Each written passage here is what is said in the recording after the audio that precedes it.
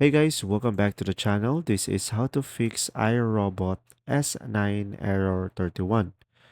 So guys, this error means it's having trouble reading the environment, often due to sensor blockage or internal fault.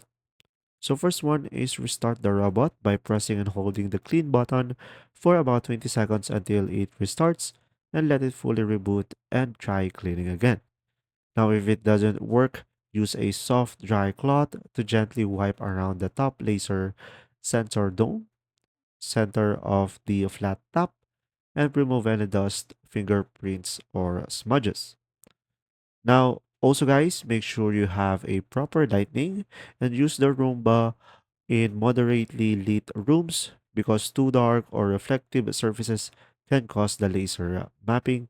Now, guys, you could also clear or move large or reflective objects like mirror, glass out of the immediate area and ensure no obstructions are near the Roomba when it starts.